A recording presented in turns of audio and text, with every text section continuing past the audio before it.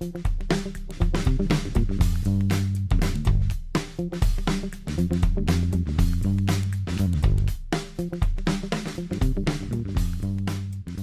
Unicinos é uma universidade de referência no nosso país. São 51 anos de qualidade e excelência acadêmica, formando estudantes que sempre se destacam no mercado. Exatamente, Bruna. E eu, quando fui buscar o meu curso, eu fui atrás de uma universidade que se destacasse no mercado, e foi isso que eu acabei encontrando na Unicinos. Eu também optei por uma universidade que agregasse valor ao meu currículo. E eu não preciso nem te dizer o porquê que eu escolhi a Uni. Tá, Bruna, mas assim, eu quero saber por que a Unicinos. Que a gente está falando tanto da Unicinos, quais razões para escolher a Unicinos? É isso que a gente vai apresentar agora. Já ouviram falar na graduação Pro? Ainda não? A graduação Pro é uma nova forma de aprender, pensar e gerar conhecimento, em que nós, os alunos, somos os protagonistas, onde a trajetória do aluno tem um acompanhamento de perto para apoiar os estudantes a conectar as suas carreiras com os seus propósitos de vida, as suas formações e os seus projetos. 21 graduações já fazem parte desse movimento e, em breve, vai tomar conta da universidade inteira. Mas calma aí, a gente sabe que é muita informação e a gente vai apresentar cada uma delas para vocês. Então fiquem ligados agora, vocês vão conhecer a graduação Pro. Olá, boa tarde. Chega bem meu som? Então, boa tarde a todos e a todas. Muito bom estar aqui conectado com vocês. Eu sou a professora Luciane Wolff. E o meu papel para contribuir aqui nesse evento muito legal da universidade é falar do papel do professor mentor no acompanhamento da jornada do profissional do futuro. Mega desafio, hein?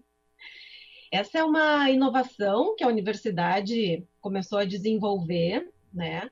E desde 2019 eu tenho atuado nela e a gente pode ver que já temos bons resultados, né, a respeito desse acompanhamento com os nossos alunos, no que tange aí a ampliar o autoconhecimento e qualificar suas escolhas de vida e carreira, né? Então essa tríade, conhecer-se, vida e carreira, para nós é ouro e é sobre ela que a gente cuida, né, nesse processo de mentoria. Eu, particularmente, sou egressa da Unicinos, fiz todas as minhas formações na universidade, né? E todas porque foram muitas mesmo, né? Agora estou terminando o doutorado, né? E gosto muito da universidade. E, atualmente, eu sou professora na psicologia, na administração, especificamente no curso do GIL, que é o Gestão para Inovação e Liderança, e atuo nas disciplinas de desenvolvimento pessoal e profissional, que são estas nas quais está o professor mentor e no qual a gente apoia aí o processo do aluno que entra na universidade. Então, todos aqueles que estarão vinculados a esses 21 cursos que os colegas mencionaram anteriormente, né, passarão pelo processo de DPP, né? DPP é o apelido carinhoso, né, que a gente deu para as disciplinas de desenvolvimento pessoal e profissional. E o objetivo dessas disciplinas é apoiar o aluno, no caso vocês, que virão estudar com a gente, né, em uma educação transdisciplinar. O que é isso, né? Uma educação transdisciplinar vai contar com mais temas para além da formação técnica na qual tu escolhe no curso, né, que tu vai vir estudar na Unicinos. Por exemplo, se tu vier estudar arquitetura, ciência da computação, direito, psicologia ou outra graduação, possivelmente tu vai querer estudar matérias específicas do teu curso para se tornar um bom técnico na profissão, né? Exatamente é isso que todo mundo vem buscar e é isso que todo mundo leva, né, ao se inscrever no vestibular e percorrer aí a formação. Mas a Unicinos, ela quer ir além no sentido de apoiar o teu desenvolvimento como pessoa durante o processo de formação profissional. A gente entende que formar profissionais que, de fato, vão contribuir com esta sociedade e mundo complexo que a gente está vivendo, particularmente aí em 2020, né, vai muito além da aprendizagem técnica. E é aqui que está a missão e propósito das disciplinas de desenvolvimento pessoal e profissional, né? Elas estão aí para ajudar a desenvolver as competências dos profissionais do futuro. E aqui vem a primeira pergunta que eu quero ver se vocês sabem, né? E aí vocês podem escrever ali no chat, as gurias vão me contando aqui no meu chat, né? Quais são as competências do profissional do futuro? Né? Vocês saberiam citar algumas? Vocês vivenciam algum desafio no trabalho hoje, na vida, nas relações interpessoais, em processos colaborativos, em demandas de inovação, em afinidade com as tecnologias, né? Vocês conseguiriam nomear alguma competência do futuro? Que quando a gente começou a estudar isso, era um futuro lá em 2020, né? E o futuro de 2020 super se acelerou, né? E cá estamos vivendo ele na pele, né? Então, se vocês puderem me contar o que vocês já sabem a respeito disso, eu vou gostar de saber. Enquanto vocês vão aí contando no chat, né? Eu li uma pesquisa sobre o futuro do trabalho e aí eu vou nomear algumas delas aqui para vocês, né?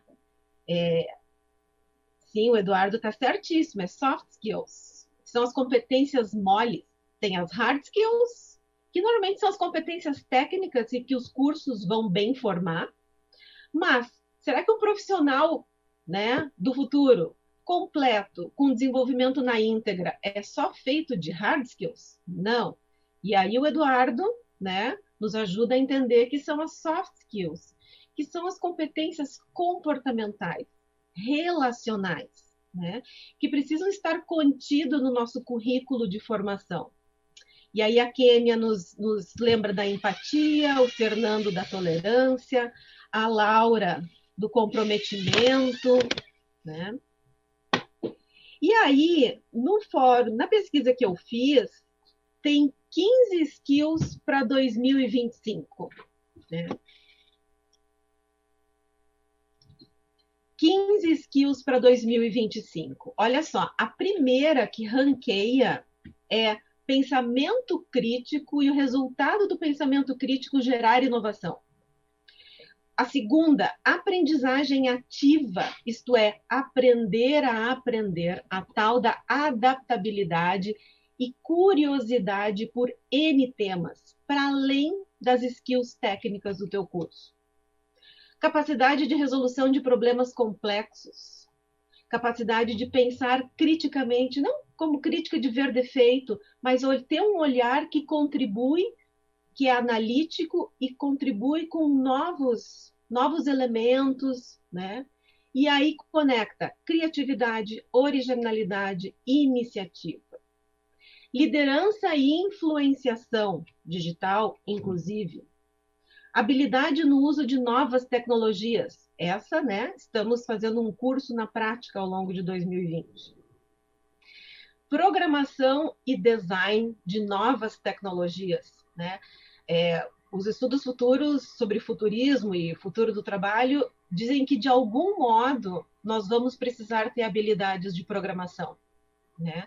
Obviamente que aqueles que vão para a área da TI, né, têm essa skill hard altamente desenvolvida. Nós, os normais, que consomem, né, as tecnologias, precisamos ter um mínimo de capacidade cognitiva de entender, né, como funciona esta lógica de programações, né? O Diego contribui aqui, né, com inteligência emocional. Sim, Diego, essa é a 11ª na lista entre as 15, né? O Frank Jorge contribui com novas práticas e estratégias de mercado. Sim, um olho no peixe e outro no gato, né? É um olho nas tuas competências em sintonia com o mercado para te ajudar a te posicionar melhor, né? Então, a gente está falando de uma lista de atributos e competências, né? E tem mais aqui uma que está em 12º lugar, que eu achei super interessante, que na pesquisa chama orientação ao usuário, prestação de serviços, né? mais do que nunca, colocar o cliente no centro do processo, do uso dos serviços e produtos que nós profissionais iremos inventar e produzir, é vital para a sobrevivência dos negócios. E eu acho que nessa linha também que a Unicinos pensou em colocar o aluno no centro do processo de aprendizagem. E é para ele que o professor mentor ajuda a olhar, né, dentro das disciplinas de DPP, para fomentar o desenvolvimento dessas skills, né? Então, eu fiz uma lista aqui de 15, não termina aí, obviamente que, assim como o Frank Jorge nos lembra aqui, dependendo do segmento que tu vai te formar, tu vai precisar olhar para ele e ficar atento com as novas skills que estão sendo convidadas. Tem inúmeras profissões que a gente ainda nem sabe, eu não tenho aqui de cabeça o número, mas ele era alto, né? O número de profissões que ainda surgirão. E nessa pesquisa, um dado que me chamou muito a atenção é de que os empregados, então a população economicamente ativa, empregada, durante o período de pandemia, que eles fizeram uma coleta entre abril e junho de 2020, teve 88% de crescimento no consumo de cursos de desenvolvimento pessoal e profissional. Isso eu não sabia até hoje de manhã, né? Então, a gente viu, nesse período que a gente está vivendo, mais do que nunca, a gente, pessoas, né? A gente, instituição de ensino, e as organizações, mais do que nunca, viram o valor do humano, né? Quanto vale um humano, né? O capital humano, a inteligência das emoções, os skills de relacionamento interpessoal em tempos difíceis e incertos, como é esse aí que a gente está vivendo, né? Então, analisando esse campo de trabalho, esse mercado de trabalho, a universidade tem a missão de ajudar os profissionais a chegar lá, né? Chegar lá nas suas metas de vida e carreira. Então, é sobre este olhar que a universidade faz sobre o mundo do trabalho, reconhecendo quais são essas competências requeridas do profissional do futuro, e aqui eu listei para vocês skills quentinhas que saíram no relatório de outubro de 2020, do Fórum Econômico Mundial, né? Então, é sobre este contexto, é olhando para estas competências que nasce as DPP, as disciplinas de desenvolvimento pessoal e profissional, e, portanto, o papel do professor mentor, né? Então, nós somos professores, sim, porque estamos em sala de aula, ministrando e dinamizando as relações, né, e aprendendo conteúdos para a prova da vida, né, para a prova do final do semestre somente, até porque a boa notícia é que na DPP não tem prova, né, porque a nossa grande lição e a nossa grande prova é o quanto tu consegue te haver com as questões e os desafios pessoais e profissionais que a vida já implica, né. Então, a missão e o papel do professor mentor é apoiar o processo do aluno a desenvolver estas e outras competências que vão emergindo ao longo da nossa relação, né? Vão emergindo ao longo dessa relação, e que particularmente, aí falando da Unicinos, marcam, né? Identificam a característica e o jeito de ser do egresso Unicinos. E para esse nome, a universidade ela batiza, então, essas disciplinas de DNA jesuíta, né? Então, os que virão estudar com a gente possivelmente vão sair, né, com características em relação a isso que eu fui falando. Deixa eu olhar aqui, a Magali Heck também fala, né? As novas tecnologias nos assustam a todos, Magali. Mas aqui tem um convite, né, de o quanto que a gente precisa, obviamente, que ao longo do tempo, lá em março a gente foi pego de surpresa, mas hoje possivelmente a gente já está muito mais aculturado em relação a elas, mas esta é uma skill de onde, né, como manusear, né, e integrar essas tecnologias na nossa vida, trabalho e estudo, né. Bom, mas o que faz um professor mentor, né? O professor mentor, então, ele é aquele profissional dentro da sala de aula que é professor, mas também olha para a figura do aluno, para a pessoa do aluno. O aluno está no centro. Se vocês já navegaram pelos nossos sites da universidade, pelo curso que tu vais escolher e baixou o PDF do curso, tu vai ver que lá tem uma imagem de um aluno no centro e uma série de bolinhas ao redor, né? Esse aluno no centro é para onde o professor mentor mira o seu olhar, né? É para a pessoa do aluno e para as questões que ele traz. Tem um pressuposto que opera aqui, que é a pessoa que somos não é distinta do profissional que nos tornaremos. Então, cuidar do processo de desenvolvimento técnico desse profissional é questão, né? Para os cursos que você vem fazendo na universidade, mas olhar para a pessoa que está conectada a esse profissional também é questão. Então, é sobre ela que a gente destina, né, horas aula, né, olhando então para o desenvolvimento dessa pessoa. E como é que a gente faz isso, né? Nós vamos propor assuntos e experiências, né? Assuntos e experiências, né? Para acionar o autodesenvolvimento, o autoconhecimento. Então, alguns assuntos que a gente discute e vivencia, ainda que no ambiente remoto, né? Na primeira DPP, que trata da competência de colaboração, o Eduardo mencionou soft skills. A Kênia nos ajudou, empatia. O Fernando também, tolerância. A Laura também, comprometimento. Vocês fizeram o tema de casa, hein? Então, essas soft skills que vocês começaram a nomear hoje, a gente olha para elas conceitualmente e na prática na primeira disciplina. Então, isso é o que eu estava falando de propor assuntos e experiências para acionar o autoconhecimento. Aqui tem um outro pressuposto, que quanto mais a gente se conhece como pessoa e profissional, maior tende a ser a base de satisfação para nossas escolhas na vida e na carreira. Porque quanto mais alheio eu estiver de mim, mais difícil é eu fazer escolhas assertivas na relação com aquele que sou, ou com aquele que gostaria de me desenvolver e ser, né? Então, o eixo do autoconhecimento, ele está presente, né, na maioria, em todas as DPPs. Uma outra ação que o professor mentor faz, principalmente para quem está vindo para o primeiro curso acadêmico na universidade, é ajudar nesse processo de inserção. A gente sabe que é bem desafiador, se não ansiogênico, né? Porque mudam hábitos, muda a rotina, principalmente em 2020, para quem degustou essa experiência, né? E a gente não sabe como ficará os tempos que virão, né? Muitas mudanças de hábito, autodisciplina, reduzir a procrastinação, aprender a se comunicar, se virar no universo da universidade, porque há infinitas possibilidades de conexão com colegas, né, com professores, com temas. Então, o professor mentor, ele tem esse olhar para quem está chegando, seja na primeira, na segunda ou na terceira graduação. Quem está vindo na segunda e na terceira, possivelmente já está aculturado no ambiente universitário, mas está aí se estreando naquela nova profissão. Então, esse olhar para quem chega nos é bastante caro, né, de colocar a atenção.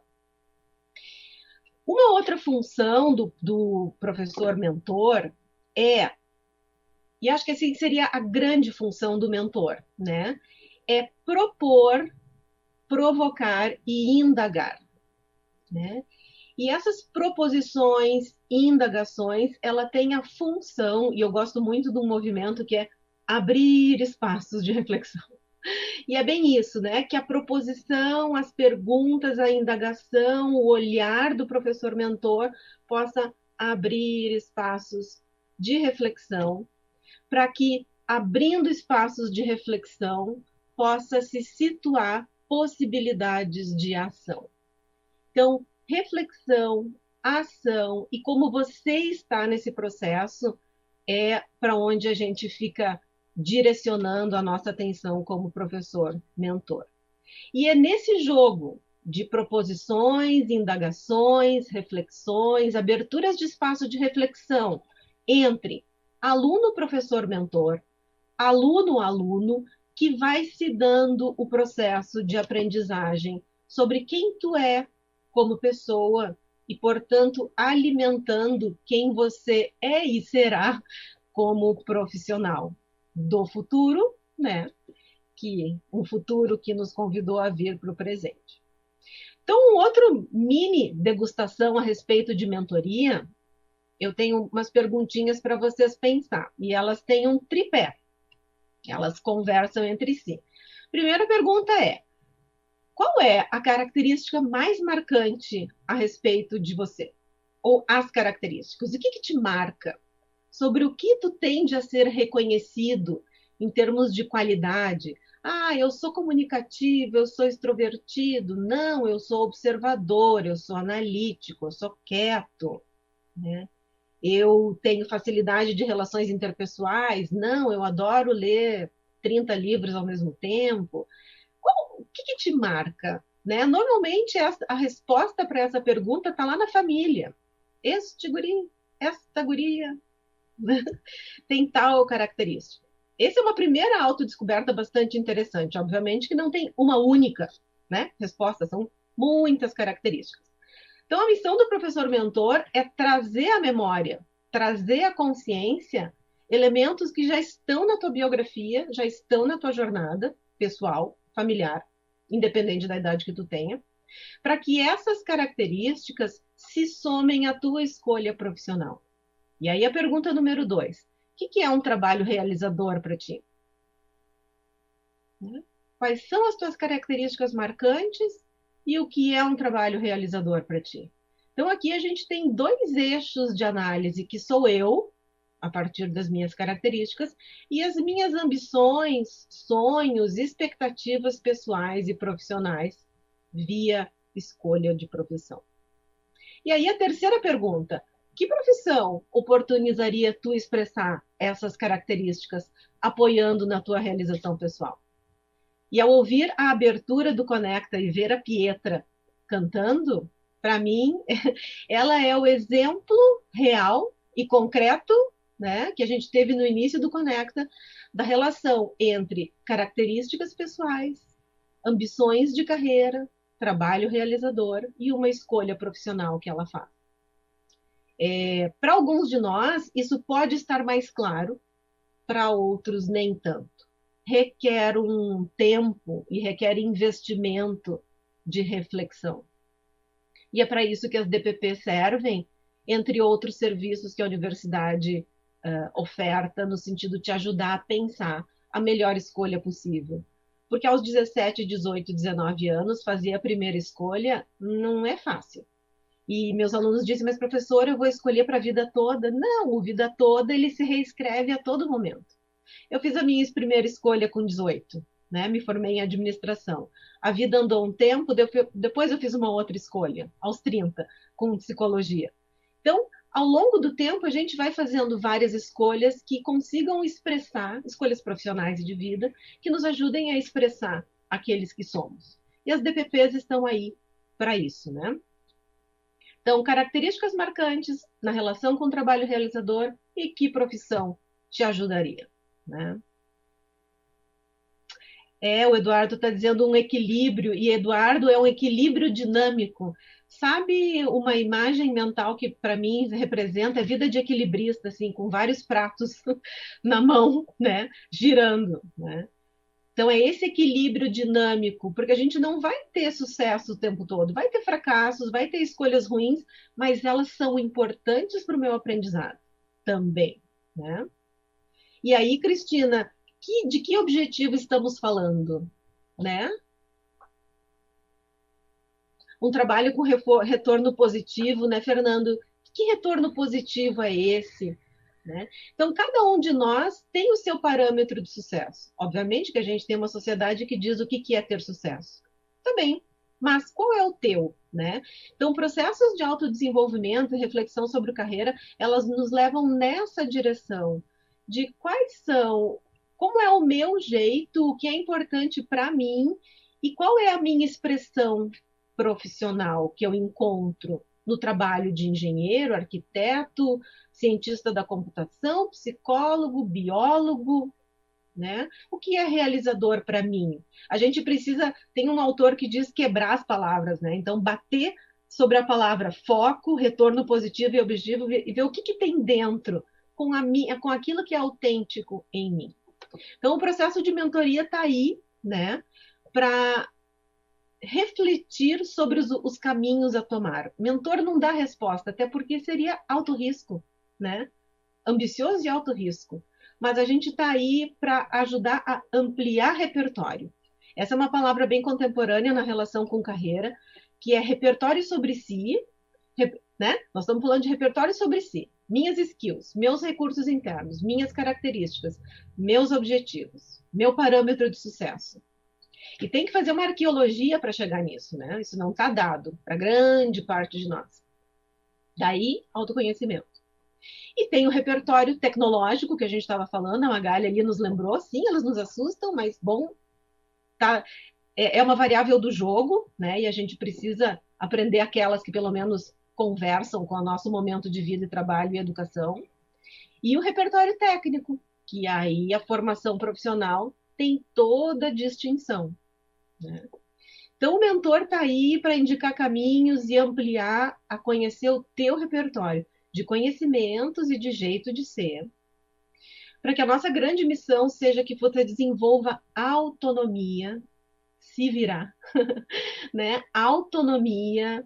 Então, muitas vezes o processo educacional dói, os alunos ficam com raiva da gente, que a gente não dá todas as respostas, mas isso tem uma função pedagógica e de apoio ao crescimento, que é que você saiba resolver os problemas, os desafios que estão postos aí na vida e no trabalho, durante a formação acadêmica, para que quando tu seja um egresso da universidade, tu esteja muito mais apto ao jogo, que já é bem difícil, do mercado de trabalho, da recolocação, da inserção, da manutenção, né, da tua carreira nesse futuro do trabalho que aí nos aguarda a todos, né?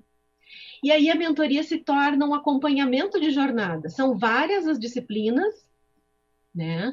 Dentro das DPPs, desenvolvimento pessoal e profissional, no DNA Jesuíta são 5 que estão espalhadas por semestre ou por ano, tu que vai escolher o teu percurso, né?